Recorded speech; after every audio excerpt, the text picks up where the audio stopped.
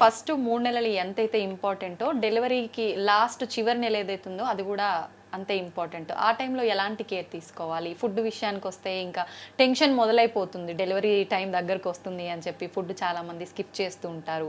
ఎలాంటి కేర్ తీసుకుంటే బాగుంటుంది మ్యామ్ ఆ టైంలో? లాస్ట్ 3 మంత్స్ ఎవరికైనా ప్రెగ్నెన్సీలో అన్నిటికంటే క్రూషియల్ టైం. ఎందుకంటే ఇప్పుడు జనరేషన్కి చెప్తున్నాను, వాళ్ళకి ఎక్కువగా బేబీ వెయిట్ పెరిగేది లాస్ట్ 3 మంత్స్. సో వాళ్ళ గ్రోత్ స్కాన్కి అనుగుణంగా వాళ్ళు ఆహారం తీసుకోవాలి. గ్రోత్ స్కాన్లో నార్మల్ వచ్చింది వెయిట్ అంటే వాళ్ళు తీసుకునే ఆహారం పౌష్టిక విలువలు అన్నీ కరెక్ట్గా ఉన్నట్టు మీరు అలాగే మెయింటైన్ చేసుకోవాలి. గ్రోత్ స్కాన్లో వెయిట్ తక్కువ వచ్చిందనుకో, దానికి అనుగుణంగా ప్రోటీన్ పెంచాలి, కార్బోహైడ్రేట్స్కి ప్రోటీన్ పెంచాలి. ఒకవేళ గ్రోత్ స్కాన్లో వెయిట్ ఎక్కువ వచ్చిందనుకో, మీరు తీసుకునే ఆహారం ఎక్కువ తీసుకుంటున్నారని కొంచెం బ్యాలెన్స్ చేసుకొని కార్బోహైడ్రేట్స్ తగ్గించి ప్రోటీన్ పెంచుకోవాలి. ఇలాగే మీరు యాక్టివిటీ పెంచుకోవాలి. నాకు అర్థమవుతుంది, ఎందుకంటే వాళ్ళకి పొట్ట హెవీగా అయిపోయేసరికి నడవాలన్నా కూర్చోవాలన్నా ఎక్సర్సైజ్ చేయాలన్నా కష్టంగా ఉంటుంది. కానీ ఇదే టైంలో మీరు ఫ్లెక్సిబుల్గా ఉంటే కింద కూర్చొని బటర్ఫ్లై స్క్వాట్స్ అన్నా, లేకపోతే లంజెస్ అన్నా, లేకపోతే కొంచెం మెట్లు ఎక్కడం అన్నా, దిగడం అన్నా, ఇంటి పనులు చేసుకోవడం అన్నా, లేకపోతే బట్టలు మడత పెట్టడమా, లేకపోతే కొంచెం క్లీనింగ్, స్వీపింగ్, మాపింగ్ లాంటివి ఏదన్నా చేసుకుంటూ ఉంటే మీ పెల్విక్ ఫ్లోర్కి కరెక్ట్ ఎక్సర్సైజ్ అయ్యి నార్మల్ డెలివరీ బెటర్గా ఉంటుంది. అదేవిధంగా లాస్ట్ 3 మంత్స్లో మీరు మంచి ఫ్లెక్సిబుల్గా యాక్టివ్గా వర్క్ చేసినట్టు అయితే డెలివరీ ఎలాగో సులువుగా అవుతుంది. డెలివరీ తర్వాత కూడా బేబీకి సంబంధించిన పనులన్నీ ఇలాంటివే ఉంటాయి. కూర్చోవడం, గంటలు గంటలు ఫీడింగ్ ఇవ్వడం ఉంటుంది. ఎండ్యూరెన్స్, ఈ మజిల్స్ గట్టిగా ఉంటే బేబీని క్యారీ చేయడం ఈజీగా ఉంటుంది. దాంతోపాటు మీరు బేబీకి స్నానం చేయించాలన్నా కానీ, బట్టలు మార్చాలన్నా కానీ, డైపర్స్ మార్చాలన్నా కానీ, ఏది చేయాలన్నా, బేబీ బట్టలు క్లీన్ చేసుకోవాలన్నా కానీ, లేకపోతే పెరిగే పిల్లలకి వంట చేసి ఫుడ్ పెట్టాలన్నా, తినిపియాలన్నా కూడా ఆ ఓర్పు, సహనం మీకు తోడవుతుంది. మీ పనులు ఎవ్వరు చేసినా, మీరు మీ పనులు చేసుకోకపోయినా, మీరు ఒక అన్ప్రిపేర్డ్ మదర్ కింద డెలివరీ అయినా, ఏదో రకంగా నాలాంటిది ఏదన్నా దొరికిందనుకో డెలివరీ చేసేస్తుంది, నార్మల్ డెలివరీ చేస్తుంది. చేసిన తర్వాత ఏంటి పరిస్థితి? అప్పుడు ఎవరో ఒక సపోర్ట్ ఉండాల్సింది. తర్వాత సపోర్ట్ వాళ్ళు పై పనులు చేస్తారమ్మా. నువ్వు పిల్లకి ఫీడింగ్ ఇవ్వాలి కదా. అవునవును. ఇప్పుడు ఫీడింగ్ ఇవ్వమంటే నా చైన్ వస్తుంది, నేను ఇవ్వను అంటున్నారు. మరి దానికి ఏంటి సమాధానం? నా చైన్ వస్తుంది అంటున్నారు, ఎందుకంటే ఆ చేత్తో ఏ పనులు చేసింది లేదు. ఓ పచ్చళ్ళు పెట్టింది లేదు, వడియాలు చేసింది లేదు, జంతికలు చేసింది లేదు, ఏమీ చేసింది లేదు. అవును. సో ఆ హ్యాండ్స్కి బలం లేదు. మరి బలం లేనప్పుడు బేబీ కేర్ ఎట్లా చేస్తారు? నేను ఒక్కటే చెప్తున్నాను, నేను ఏ యాక్టివిటీస్ నేర్పించినా, ఎంత యోగా నేర్పించినా కూడా మీ అప్పర్ బాడీ స్ట్రాంగ్గా ఉండాలి. Lower body is for delivery, abdomen is for giving pressure, upper body is for strength. So me strength, core strength ఎంత ఉండాలో అప్పర్ బాడీ స్ట్రెంగ్త్ అంతే ఉండాలి. అవి మీరు రోజు చేసే పనులతో వస్తుంది. అలాంటి పనులు కనుక మీరు చేసినట్టు అయితే బేబీ కేర్ సులువుగా ఉంటుంది. బేబీ కేర్ సులువైనప్పుడే మీరు మదర్హుడ్ ఎంజాయ్ చేయగలుగుతారు. ఎందుకంటే ఆ బాధ్యతని మీరు నిర్వర్తించినప్పుడు ఖచ్చితంగా మీకు ఆ సుఖం అనేది తెలుస్తుంది. అవును. లేకపోతే emotional upset, postpartum depression, feeding ఇవ్వలేనన్న గిల్ట్, బేబీ కేర్ చేసుకోలేకపోతున్నానన్న ఫీలింగ్ వాళ్ళని బేబీ నుంచి డిటాచ్ చేస్తుంది. సో ఆ అటాచ్మెంట్స్ లేకుండా డిటాచ్మెంట్స్ అవుతున్నాయి. డిటాచ్మెంట్స్ అవునప్పుడు వాళ్ళు ఇంట్లో వాళ్ళందరికీ డిఫరెంట్గా కనిపిస్తారు. నువ్వు చూసుకోలేవా అంటారు. తను చూసుకోలేకుండా తయారు చేసిందే నువ్వు. ఎందుకంటే తనకి పనులు ఇవ్వకుండా, ఈ మధ్య కాలంలో ఫ్యాషన్ అయిపోయింది, ప్రెగ్నెంట్ అవగానే అమ్మగారింటికి వెళ్ళిపోతారు. ఎందుకు వెళ్తారో కూడా తెలియదు. అక్కడ వెళ్ళి కూర్చున్న దగ్గరికే మంచినీళ్ళు, కూర్చున్న దగ్గరికే పాలు, లీటర్లు, కూర్చున్న దగ్గరికే ఫుడ్, అసలు ఎటువంటి యాక్టివిటీ చేయనివ్వట్లేదు. సో అలా వెళ్ళిన వాళ్ళకి అలా చేయకుండా ఉన్న దానికి హెల్ప్ చేసిన మదర్సే అన్నిటికంటే బ్యాడ్. సో మీ పిల్లలకి మీరు ఏదైనా మేలు చేయాలనుకుంటే మీరు మీ ఇంట్లోనే ఉండి ఆ అమ్మాయి పనిచేస్తుందా లేదా మానిటర్ చేసుకుంటే పిల్ల సుఖంగా ఉంటుంది, స్ట్రాంగ్గా ఉంటుంది. పనులు చేసుకుంటే బిడ్డను కూడా చూసుకోగలుగుతుంది. మీరు మీ మాతృత్వం ఎంజాయ్ చేశారు కదా, చేశారు. పనులు చేసుకుంటూ పిల్లల్ని పెంచుకుంటూ, అలాగే మీ పిల్లలు కూడా తయారవ్వాలి. అంతేగాని ప్రెగ్నెంట్ అవగానే మా అమ్మాయి చేసుకోలేదు, నేను మా ఇంటికి తీసుకెళ్తా, బాబు వాంతులు వస్తున్నాయి, వీక్ అయిపోతుంది తీసుకెళ్తాను, ఇదే ఈ పిల్ల ఏమో 70 కిలోలు ఉంటుంది, 4 కిలోలు తగ్గలేదా వామిటింగ్ వస్తే, 7 కిలోలు కూడా తగ్గినా నష్టం లేదు. అస్సలు వెయిట్ తగ్గనివ్వరు, క్వింటల్ వెయిట్ పెరుగుతూ ఉంటే వీళ్ళకి అదేం పరమానందము. 20 కిలోలు 30 కిలోలు పెంచుతారు. అసలు అదంతా కరెక్ట్ కాదు. హయ్యర్ వెయిట్స్ ఉన్నవాళ్ళు ఎక్కువగా వెయిట్ పెరగాల్సిన అవసరం లేదు. మదర్స్ కొంచెం వాళ్ళు కంట్రోల్ అయితే, ఈ మధ్య మదర్ ఇన్ లాస్ కూడా అట్లాగే తయారయ్యారు. వాళ్ళకి వాళ్ళ పిల్లలు నెక్స్ట్ ప్రోజని వస్తుందని అంటే వీళ్ళకి రెస్ట్ ఇచ్చేయడం, అది చాలా చాలా రాంగ్. ఫిజికల్గా యాక్టివ్గా ఉండాలి. బెడ్ రెస్ట్ తీసుకోవాల్సిన కారణాలు కొన్నే ఉంటాయి. వీళ్ళ బిహేవియర్ చూసి ఇప్పుడు మా ఆబ్స్టెట్రిషియన్స్ కూడా వాళ్ళేమనుకుంటారేమో అనేసి వాళ్ళ లాంగ్వేజ్లోనే మాట్లాడుతున్నారు. అవునమ్మా రెస్ట్ ఇవ్వండి, అవునమ్మా బెడ్ రెస్ట్ ఇవ్వండి. ఎందుకంటే ఇంకో లైన్ అసలు డిస్కస్ చేయాల్సిన అవసరమే లేదు కదా, లేకపోతే సో వాళ్ళు కూడా తానా అంటే తందానా అంటున్నారు. అవి ఇంకా బ్యాడ్గా అవుతున్నారు, ఇంకా వెయిట్ ఎక్కువ అయిపోతుంది బేబీ, సెక్షన్స్కి లీడ్ అవుతున్నాయి. సో నేను మట్టుకు నా దగ్గర మీరు చూసుంటారు అక్కడ no travelling, no work from home, ఎటువంటి లెటర్స్ ఇవ్వను, మీరు ఆఫీస్కి వెళ్ళాల్సిందే, హోమ్ టౌన్కి ట్రావెల్ చేయడానికి పర్మిషన్ ఉండదు.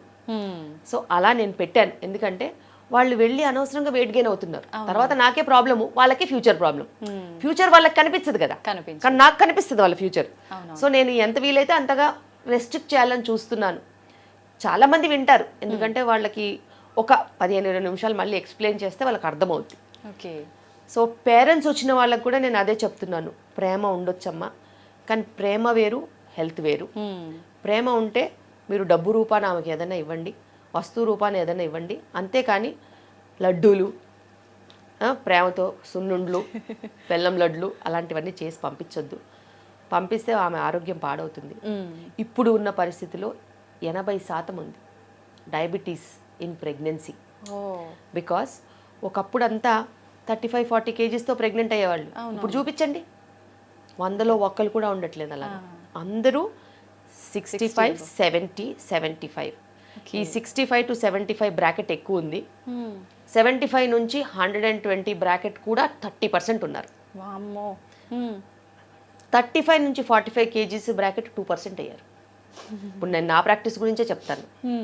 ఊళ్ళల్లో కూడా కార్బోహైడ్రేట్స్, రైస్ అవైలబిలిటీ ఉంది కాబట్టి, పండుతోంది కాబట్టి కార్బోహైడ్రేట్స్ తిని వెయిట్ వస్తుంది, పీసీఓడి సమస్యలు వస్తున్నాయి. సో ప్రాబ్లమ్స్ అన్ని చోట్ల ఉన్నాయి, వాళ్ళు చూడట్లేదు, కనిపిస్తున్నాయి కానీ చూడట్లేదు. ఏ తల్లి అయినా కానీ తను ప్రెగ్నెంట్గా ఉన్నప్పుడు ఒక 35-40 కేజీస్ ఉన్నప్పుడు నువ్వెందుకు వెయిట్ పెరుగుతున్నావు ఇలాగా అని కూతుర్ని అడుగుతోందా? లేదు. కనీసం కూతురికి వంట నేర్పిస్తోందా? మరి వంట నేర్పించినప్పుడు నువ్వు ఎలా బతకాలో చెప్పలేనప్పుడు, బయట ఫుడ్ తింటున్నప్పుడు వారానికి ఒక్కసారికి మించి నువ్వు తినొద్దు అని చెప్పలేని పరిస్థితిలో ఉన్నప్పుడు వీళ్ళ ఆరోగ్యం వాళ్ళ చేతిలో ఎలా ఉంటుంది? ఉండదు. అది ఆలోచించాలి కదా వాళ్ళు. So home cooking is the first thing that should happen. చిన్న పిల్లల దగ్గర నుంచి పెద్దగా అయ్యేంత వరకు ఇంట్లో వంట అనేది చాలా ఇంపార్టెంట్. వాళ్ళకి రావాలి, వాళ్ళు స్వయం కృషి చేసి వండుకోగలగాలి. వేరే వాళ్ళు వండింది తింటే వెయిట్ పుట్ ఆన్ అవుతారు, వాళ్ళు క్వాలిటీగా ఫుడ్ తింటున్నారని నమ్మకం ఉండదు. మనం వంట చేసుకుంటే మనము ఆర్గానిక్ కొనుక్కోవచ్చు, నీట్గా కడుక్కోవచ్చు, పద్ధతిగా వండుకోవచ్చు, ఎంత నూనె పడుతుంది, ఎంత తింటున్నామో ఉంటుంది. మనం క్యాలరీస్ బర్న్ చేస్తాం కాబట్టి మనం తిన్నదానికి మనం లాభం, ఆరోగ్యంగా ఉంటాం. క్యాలిక్యులేషన్స్ అన్ని కరెక్ట్గా ఉంటాయి. వండే వాళ్ళు ఎప్పుడు ఎక్కువ తిన్నారు చూడండి. అవును మ్యామ్. ఎందుకంటే వాళ్ళకి ఆ కష్టం తెలుసు. వండని వాళ్ళు, హోటల్లో వెళ్ళిన వాళ్ళు అడ్డదిడ్డంగా తింటారు.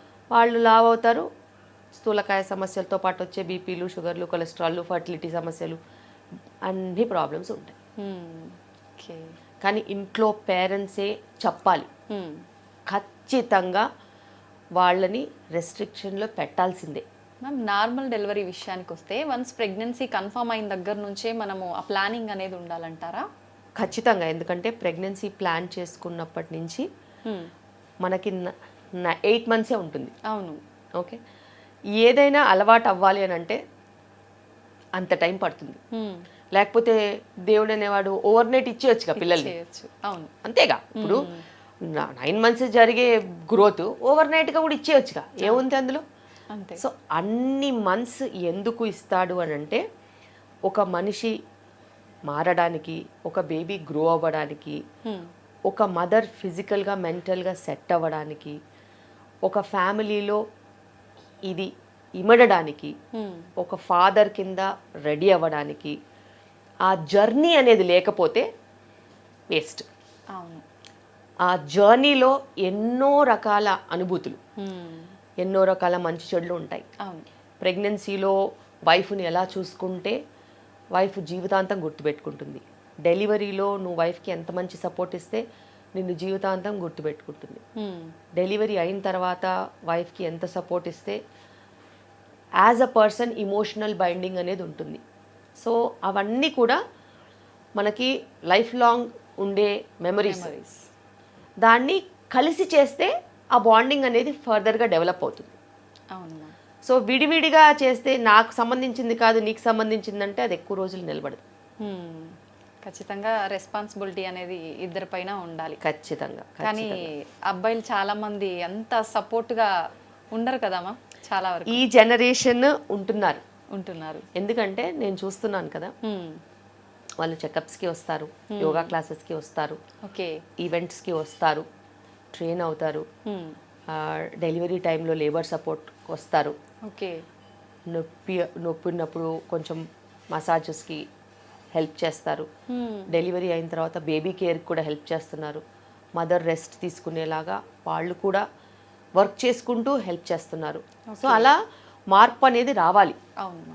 ఎందుకంటే ఇప్పుడు ఆడవాళ్ళు మగవాళ్ళు ఇద్దరు వర్క్ చేస్తున్నారు కాబట్టి ఇద్దరు ఇంటి పని చేసుకోవాలి, ఇద్దరు పిల్లల బాధ్యత తీసుకోవాలి. సో ఇప్పుడు జనరేషన్ ఖచ్చితంగా చేంజ్ అవుతున్నారు, అందులో డౌట్ లేదు. వాళ్ళ ఇంట్లో వాళ్ళ మదర్ ఏం చెప్పినా నీకెందుకురా ఈ పని అని చెప్పినా కూడా వాళ్ళ మదర్ది వింటూ సరే అమ్మా అని అంటూ మళ్ళీ భార్య దగ్గరకు వచ్చి సపోర్ట్ అనేది ఇస్తున్నారు. బికాస్ అటు నో అని చెప్పరు, ఇటు నో అని చెప్పరు. వాళ్ళు లౌక్యంగా ఉండాలంటే ఇద్దరికి నో చెప్పొద్దు, ఇద్దరు చెప్పింది ఫాలో అవ్వాలి, తనకు నచ్చింది తను చెయ్యాలి. తన బాధ్యత పిల్లల వైపు ఈక్వల్గా ఉంది కాబట్టి తను బిడ్డలని ఖచ్చితంగా చూసుకోవాల్సిందే, ఇంటి పని కూడా ఖచ్చితంగా చేయాల్సిందే. ఓకే మ్యామ్, నార్మల్ డెలివరీ అవ్వాలి అని అంటే కొంతమందికి పెయిన్స్ వాటంతట అవే రావు, ఇంజెక్షన్స్ ద్వారా పెయిన్స్ వస్తూ ఉంటాయి. అంటే అలా వచ్చిన వాళ్ళకి కూడా నార్మల్ డెలివరీ అయ్యే అవకాశాలు ఉంటాయా మ్యామ్? నార్మల్ డెలివరీకి కావాల్సింది ఏంటంటే ఒక కరెక్ట్ బేబీ, మంచి పెల్విస్, మంచిగా ఓపెన్ అయ్యే సర్విక్స్. ఓకే, ఇప్పుడున్న టెక్నాలజీలో పెయిన్స్ ఏముంది, బోలెడు మెడిసిన్స్ ఉన్నాయి. అవును. ఓకే, ఎప్పుడైతే వాళ్ళ బేబీ హెడ్ కిందికి వచ్చేసి సర్విక్స్ అనేది 2 centimeters అలా ఓపెన్ అయ్యి దారి అనేది మంచిగా ఓపెన్ అయినప్పుడు మేము 37-38 weeks అయిపోయిన తర్వాత, యూజువల్గా 38 weeks అయిపోయేసరికి ఇదంతా అవుతుంది, వాళ్ళని అడ్మిట్ చేసుకొని సేఫ్గా ఉమ్మునీరు అది పడిపోకుండా బ్లీడింగ్ అయ్యి ఇంట్లో ఏదో కంగారు పడిపోయి ఇలా కాకుండా నేనైతే ఫైండింగ్స్ మంచిగా ఉంటే అడ్మిట్ చేసుకొని నెక్స్ట్ డే నా పర్యవేక్షణలోనే నైట్ అంతా కొంచెం ఎక్సర్సైజెస్ చేయించి కాస్త రెస్ట్ ఇచ్చేసేసి డే టైంలో డెలివరీస్ చేస్తాను. ఓకే, అలాగే మనకి వాళ్ళకు కూడా ఒక సెక్యూరిటీ ఉంటుంది, అవును, సేఫ్టీ ఉంటుంది, కంగారు ఉండదు, ఏదైనా ఎమర్జెన్సీలు ఏమన్నా అయిపోతుందని భయం ఉండదు. అలాగని కొంతమంది 37-38 weeks 39 weeksలో కూడా లేబర్లో వచ్చేస్తారు. సెకండ్ డెలివరీస్ వాళ్ళందరూ ఇలా లేబర్లో వస్తూ ఉంటారు, వాళ్ళని యథావిధిగా డెలివరీ చేస్తాం. అలా. ఓకే, చాలా మంది పెద్దవాళ్ళు కూడా చెప్తుంటారు వెంటనే పెయిన్స్ రాగానే హాస్పిటల్కి వెళ్తే నార్మల్ డెలివరీస్ చాలా తక్కువగా చేస్తుంటారు, పెయిన్స్ ఎక్కువ వచ్చిన తర్వాత వెళ్దాము అని చెప్పి, దాని గురించి ఏం చెప్తారు? బేసిక్గా మీరు చూస్ చేసుకునే డాక్టర్ నార్మల్ డెలివరీస్ చేస్తుందా లేదా చాలా ఈజీ కనుక్కోవడం. నార్మల్ డెలివరీస్ చేసే వాళ్ళ దగ్గరికి వెళ్తే వాళ్ళు చేస్తారు. ఓకే, అండ్ ఎప్పుడైనా కూడా డెలివరీస్ అనేది ఒక వ్యవస్థలో వచ్చే మనుషులను బట్టి జరిగే పరిణామాలు ఉంటాయి.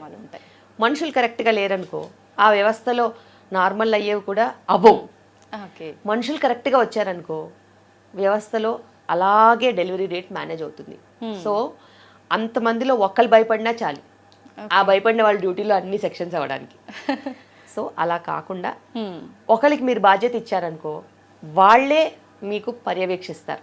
మీకు నార్మల్ డెలివరీ అయ్యేలాగా యాంటీనేటల్ కేర్ ఉంటుంది, డెలివరీ అప్పుడు కేర్ ఉంటుంది, మీ బాధ్యత కింద పోస్ట్ డెలివరీ కూడా కేర్ ఉంటుంది. సో మీరు చూస్ చేసుకోవాలి, ఎందుకంటే అది దాచలేము అసలు. ఇప్పుడు మీరు చెకప్స్కి వెళ్ళారు, ఒక దగ్గర కూర్చున్నారు, 4-5 వచ్చారు, మీకేం డెలివరీ అయింది, మీకేం డెలివరీ అయింది, మీకేం డెలివరీ అయింది చెప్తారు కదా. అవునవును. అందుకే మేము ఇక్కడ ఏం చేసాము, యోగా క్లాసెస్ ఉంటాయి ప్రతి ఆదివారం పొద్దున.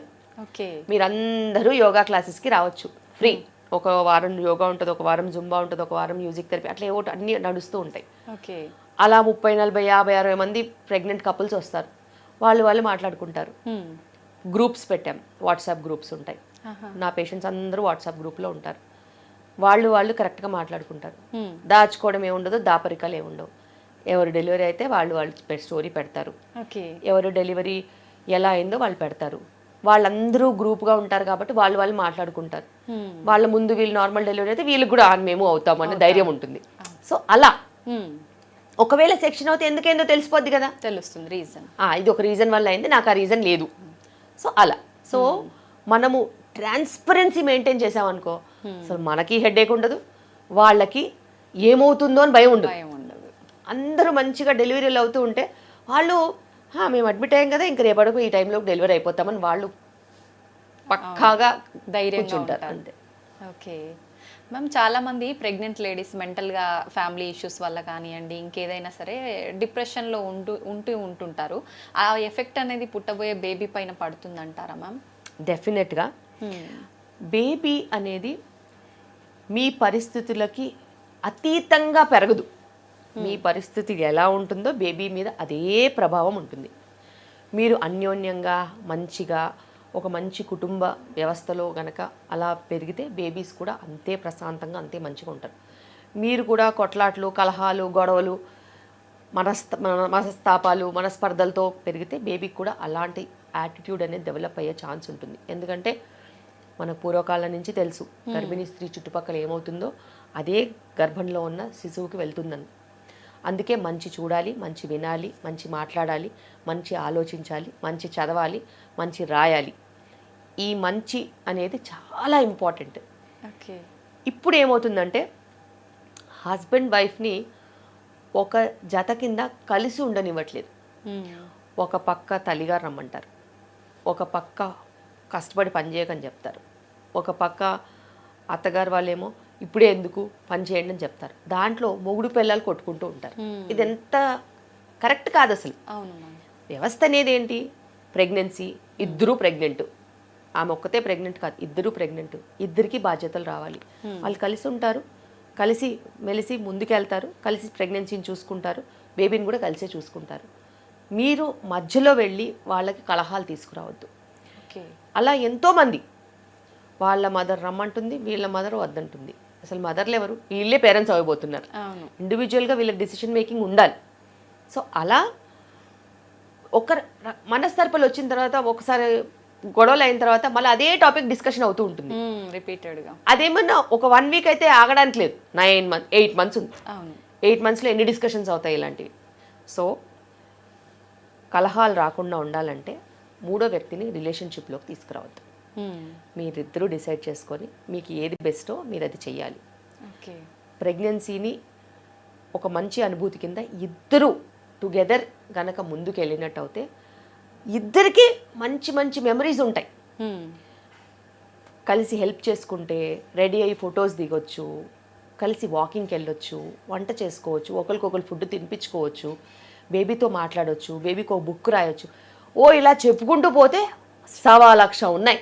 ఇవన్నీ పక్కన పెట్టి నాకు శ్రీమంతం ఎప్పుడు చేస్తారు, ఎక్కడ చేస్తారు, ఎంతమందిని పిలుస్తారు, వాళ్ళు తెచ్చుకునే కోల్డ్ కాఫీ ఫీవర్తో ఈమె సిక్ అవుతుంది. సో అన్వాంటెడ్ మెటీరియల్ చాలా నడుస్తుంది. అవును. సో నాకు తెలిసి శ్రీమంతం చేసుకుందామని కిలోమీటర్లు ప్రయాణం చేసి బిడ్డను కోల్పోయిన వాళ్ళు కూడా ఉన్నారు. నేనైతే అసలు అలౌ చేయను. శ్రీమంతానికి 5 చాలు, హైదరాబాద్లో చేసుకోండి అంతే. మీకు ఏదైనా మెమరీలా చేసుకోవాలనుకుంటే ఆమె టయర్డ్ అవ్వకుండా ఓ 2 అవర్స్లో ఏదైనా ప్రోగ్రామ్ చేసుకొని తప్పితే దానికోసం ప్రయాణం చేసి అవును. అక్కడికి వెళ్ళి వాళ్ళు చేసినవన్నీ తిని షుగర్ పెంచుకుని 4 కిలోలు పెరిగి డయాబెటిక్ కింద వెనక్కి వస్తున్నారు. ఎవరి బాధ్యత? మీకే ఇబ్బందులు అప్పుడు. వాళ్ళకే ఇబ్బంది. నేను చెప్తాను, వాళ్ళకి ముందు కనిపించదు ఫ్యూచర్, వెళ్ళొచ్చాక బాధపడతారు. అవునవును. సో ఇలాగే ప్రయాణాలు చేసి నార్త్ ఇండియన్స్ కూడా హైదరాబాద్లో ఉంటారు కాబట్టి రాజస్థాన్ అని, మధ్యప్రదేశ్ అని, కోల్కతా అని వెళ్ళిన వాళ్ళు ఎంతోమందిని బిడ్డను పోగొట్టుకుని అక్కడి నుంచి ఫోన్ కాల్ చేసి నాకు పెయిన్ వస్తుంది, ఏం చేయాలి డాక్టర్ అంటే, మీరు ప్రయాణం ఎందుకు చేశారు అని అంటే, ఎమర్జెన్సీ ఉండి రావాల్సి వచ్చిందన్న. ఒక ప్రెగ్నెంట్ ఉమెన్కి ఎమర్జెన్సీ అంటూ ఏముండదు. ప్రెగ్నెన్సీయే ఎమర్జెన్సీ. ఇంకా వేరే ఎవరన్నా ప్రయాణం చేయొచ్చు, కానీ ప్రెగ్నెంట్ ఉమెన్ నేను అలౌ చేయను. ఎందుకంటే నేను అలాంటి ఎక్స్పీరియన్సెస్ చూశాను కాబట్టి. ఒకప్పట్లాగా సర్విక్స్లు స్ట్రాంగ్గా లేవు, అంతా కల్తీ ఫుడ్, అంత స్ట్రాంగ్గా బాడీస్ లేనప్పుడు మనం వాటికి అన్నెసెసరీ ఛాలెంజెస్ ఇవ్వద్దు. ఓకే మ్యామ్, డెలివరీ టైం దగ్గర వచ్చే కొద్దీ కడుపులో బేబీ మూమెంట్స్ తగ్గుతుంటాయి అని చెప్తుంటారు. నిజంగా అలా జరుగుతుందంటారా, లేక అది వాళ్ళ అపోహ అంటారా? లేదు, ఎప్పుడైనా కానీ డెలివరీ సమయం వచ్చేసరికి ఉమ్మునీరు అనేది కొంచెం తగ్గుతూ ఉంటుంది. ఉమ్మునీరు తగ్గినప్పుడు అది స్వతహాగా బ్లడ్ సప్లై ప్లసెంటా కొంచెం మెచ్యూర్ అవుతూ ఉంటే వాటర్ అనేది కొంచెం తగ్గుతుంది. తగ్గినప్పుడు బేబీ మూవ్ అవ్వడానికి ఎక్కువగా ప్లేస్ ఉండదు కాబట్టి కొంచెం మూమెంట్స్ కొంచెం రెస్ట్రిక్ట్ అవుతాయి. అండ్ బేబీస్ కూడా చాలా తెలివిగా కొన్ని గంటలు ఎక్కువ పడుకుంటాయి. సో మూమెంట్స్ లేకపోయేసరికి మదర్ కంగారు వచ్చేస్తాయి. సో అప్పుడు మేము చెప్తాము, ఏదైనా వేడివేడిగా తాగితే మూమెంట్స్ వస్తాయి, లేకపోతే ఏదైనా మ్యూజిక్ వింటే మూమెంట్స్ వస్తాయి, కొంచెం ట్రై చేయండి అని చెప్తాం. అలాంటి సమయాల్లో మళ్ళీ మూమెంట్స్ వచ్చేస్తాయి. సో వాటర్ తగ్గడం మూలాన కొంచెము ఇలా మూమెంట్స్ తగ్గుతాయి తప్పితే కొన్నిసార్లు బ్లడ్ సప్లై ఇష్యూస్ ఉంటే కూడా తగ్గుతాయి. అవన్నీ రేర్ సిచ్యువేషన్స్, మనము స్కాన్లలో కనుక్కోవచ్చు. ఓకే మ్యామ్, చాలామంది పిల్లలు మానసికంగా వీక్గా పుడుతుంటారు కొన్ని సందర్భాల్లో. అప్పుడు గర్భంలో ఉన్నప్పుడు జరిగే కొన్ని సిచ్యువేషన్స్ని బట్టి అలా పుడుతుంటారా, లేదంటే జెనెటిక్స్ ప్రాబ్లం అయి ఉంటుందంటారా? ఇప్పుడు ఉన్న పరిస్థితుల్లో చాలా రకాల ఫ్యాక్టర్స్ పిల్లలు, అప్పుడే పుట్టిన పిల్లలు, సంవత్సరం లోపు పిల్లలు, 5 సంవత్సరాల లోపు పిల్లల మీద చాలా ప్రభావం చూపిస్తున్నాయి. ఒక తల్లి యొక్క మానసిక శారీరక మార్పులు అనేవి ప్రెగ్నెన్సీలో చాలా ఇంపార్టెంట్. శారీరక మార్పులు అంటే మనం మంచి ఆహారం తీసుకునే టైంకి మెడిసిన్స్ వేసుకుంటే ఓకే, కానీ మానసికంగా తను ఏదైనా ఆందోళనకు ఉన్నట్టయితే, తన చుట్టూ గొడవలు, రచ్చ, దాని తర్వాత చాలా ఇన్సెక్యూరిటీస్, తిట్లు, ఏడుపులు, ప్రెషర్స్, స్ట్రెస్తో ఉన్నట్టు అవుతే అవన్నీ బేబీస్కి ట్రాన్స్ఫర్ అవుతాయి. ఆ బేబీస్ కొంచెం ఇరిటబుల్ బేబీస్ కింద ఉంటారు. వాళ్ళకి కారణం లేకుండా ఏడవడము, ఇరిటబుల్గా ఉండడము, బాగా కడుపు నొప్పి వచ్చినట్టు కీయని అరవడము, ఇలాంటివి కొన్ని చూస్తూ ఉంటాం. అదేవిధంగా ఫస్ట్ కపుల్ ఆఫ్ ఇయర్స్ అంటే 1 to 5 years లోపు పిల్లలకి ఎక్కువగా మనం స్క్రీన్ టైం ఇచ్చినా, ఫోన్ ఇచ్చినా, టీవీ ఇచ్చినా, లేకపోతే ల్యాప్టాప్స్ లాంటివి, ఐప్యాడ్స్ లాంటివి ఇచ్చేస్తే ఎక్కువ టైం కోసము వాళ్ళు కూడా దానికి వన్ సైడ్ ఇన్ఫర్మేషన్కి అలవాటు పడిపోయి చాలా ఇరిటబుల్గా చేస్తారు. ఆ స్క్రీన్ తీయగానే బాగా ఏడవడము, దొల్లడము, రకరకాలుగా చేస్తున్నారు. సో అందులో 2-3 రకాలు ఉంటాయి. ఒకటి జెనెటిక్ ప్రభావంతో ఆటిజం లాంటి ప్రాబ్లమ్స్ రావడము, ఆటిజం స్పెక్ట్రమ్ డిజార్డర్ కూడా ఉండొచ్చు, అటెన్షన్ డెఫిసిట్ డిజార్డర్స్ ADHD కూడా ఉండొచ్చు, ఎన్వైరన్మెంటల్ ఇన్ఫ్లుయెన్సెస్తోని రకరకాల మానసిక ప్రాబ్లమ్స్ ఉండొచ్చు. అందుకే హస్బెండ్ వైఫ్కి చెప్తాం మేము, గొడవలు పడద్దు, కలిసి ఉండాల్సిన సమయం, మంచి మెమరీస్ చేసుకోవాల్సిన సమయంలో కలహాలు లేకుండా చూసుకోవాలి, పిల్లల మీద ప్రభావం పడుతుందనేసి. అదేవిధంగా పుట్టిన పిల్లల దగ్గర నుంచి కొన్ని సంవత్సరాల వరకు వాళ్ళకి వైబ్రేషన్స్ కూడా తెలుస్తాయి. ఏదైనా నెగటివ్ వైబ్రేషన్స్ నడుస్తూ ఉంటే వాళ్ళకి అది ఎఫెక్ట్ అయ్యే ఛాన్సెస్ ఉంటాయి. వాళ్ళ మెంటల్ గ్రోత్లో ఇంపాక్ట్ చేస్తాయి. ఓకే, వాళ్ళకి support, love, care, attention, time ఇవన్నీ కూడా చాలా ఇంపార్టెంట్ పిల్లలకి. ఎవరో ఒకరు, ఇంతకుముందు ఉమ్మడి కుటుంబాలు కదా, చాలా బాగా ఉండేవాళ్ళు, ఒకరు కాకపోతే ఒకరు బాగా చూసుకునేవాళ్ళు, కుటుంబ వ్యవస్థ చాలా స్ట్రాంగ్గా ఉండేది. ఇప్పుడు ఇండివిజువల్ న్యూక్లియర్ ఫ్యామిలీస్ అయిపోయేసరికి ఇద్దరే మనుషులు, దాంట్లో ఒక మేడ్ వచ్చిపోతూ ఉంటుంది ఒక బేబీ. సో వాళ్ళకి కలవడానికైనా, మాట్లాడడానికైనా, చూడడానికైనా, ఇంటరాక్ట్ అవ్వడానికైనా వీళ్ళిద్దరు పనిచేస్తుంటే ఏం మిగిలింది? సో ఇలాంటివి ఎన్నో రకాల సిచ్యువేషన్స్లో నుంచి బయటకు వచ్చేవే ఈ మానసిక సమస్యలు. ఓకే. అవి ముందు ముందు ఎక్కువ అవుతాయి ఖచ్చితంగా. అందుకే చాలామంది ఇప్పుడు కొత్తగా సెంటర్స్ ఉంటాయి కదా, చైల్డ్ డెవలప్మెంట్ సెంటర్స్. ఇప్పుడు చైల్డ్ డెవలప్మెంట్ సెంటర్స్కి చాలా డిమాండ్ ఉంది. ఎందుకంటే ముందు ముందంతా ఇలాంటి ఆక్యుపేషనల్ థెరపీ కోసం వచ్చే పిల్లలు ఉంటారని. దానికంటే అన్నిటికంటే ఇంపార్టెంట్ కుటుంబ వ్యవస్థ అనేది మెరుగుపడాలి. అందరూ కలిసి ఉండాలి. పిల్లలకి ఆ ప్రేమ ఆప్యాయత అనేది ఇవ్వాలి. మీరు ఇవ్వలేని సమయం మీ ఇంట్లో ఇంకెవరన్నా ఉంటే, అమ్మమ్మలు, తాతలు, ఎవరైనా, వాళ్ళు మాట్లాడుకోవడానికి మనుషులు ఉండాలి. మంచి చెడు చూసుకోవడానికి, అబ్జర్వ్ చేసుకోవడానికి ఉండాలి. వాళ్ళకి ఆ హక్కు. మీరు చిన్నగా ఉన్నప్పుడు మీరు అమ్మమ్మలు, తాతలు అందరితో కలిసి ఉన్నారు కదా, మరి వీళ్ళని ఎందుకు డిప్రైవ్ చేస్తున్నారు? సో మీరు ప్రైవేట్ స్పేస్ కోసం ట్రై చేస్తుండొచ్చు, మీకు మీ ప్రైవసీ అనేది ఇంపార్టెంట్ అవుతుండొచ్చు. కానీ సైన్స్ హ్యాస్ డిఫైన్డ్ దట్ ఈ స్పేస్ అని వెళ్ళిన వాళ్ళకి స్పేసే మిగులుతుంది, ఇంకేం మిగలదు. సో స్పేస్ అనేది మీరు మీ సొంతంగా మీ చుట్టూ అమర్చుకోవాలి తప్పితే అందరి నుంచి దూరంగా వెళ్ళిపోతే కష్టం. దానికి ఎన్నో రకాల సమస్యలు ఉంటాయి, ముందు ముందు తెలిసి వస్తాయి. కానీ తెలిసి వచ్చిన తర్వాత మీరు వెనక్కి వెళ్ళి మార్చుకోలేరు కదా. సో ఈ రోజే దాని గురించి ఆలోచించాలి. కుటుంబ వ్యవస్థ అనేది చాలా స్ట్రాంగ్ బాండింగ్తో ఉండింది.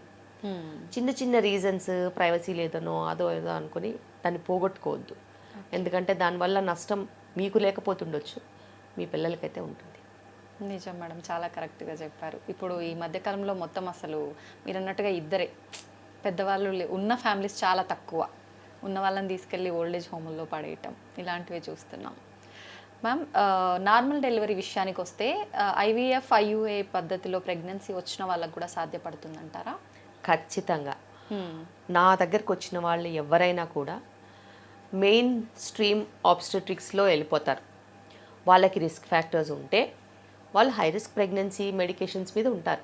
ఓకే. డెలివరీకి వచ్చేసరికి అప్పుడున్న condition, baby condition, mother condition, delivery కండిషన్ని బట్టే మనం లేబర్ అనేది ప్లాన్ చేస్తాం.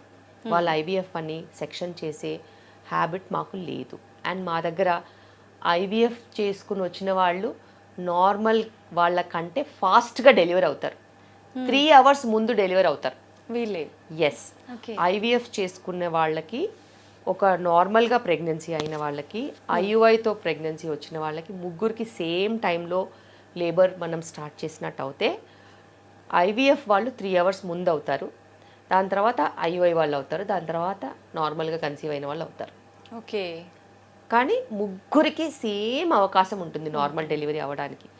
సో ఈ రీజన్స్తో అయ్యాయని చెప్పి ఎప్పుడూ మేము సెక్షన్ చేయము. అలాగే ఫైబ్రాయిడ్స్ ఉన్న వాళ్ళకి, అలాగే బీపీ ఉన్న వాళ్ళకి, ఎవరికైనా. థైరాయిడ్ ఉన్న వాళ్ళకి కూడా ఎక్కువగా సిజేరియన్స్ అవుతుంటాయి? లేదు, థైరాయిడ్కి సిజేరియన్కి అసలు లింక్ లేదు. Thyroid one of the problems that can be controlled very well. మనకి ఇప్పుడు టీమ్ ఆఫ్ ఎండోక్రైనాలజిస్ట్, ఫిజిషియన్లు ఉన్న తర్వాత thyroid can be controlled. And food కూడా మనం ఛానలైజ్ చేసుకొని కరెక్ట్గా తీసుకోవాలి. Okay. Operations only for obstetric reasons, mother related reasons, baby related reasons.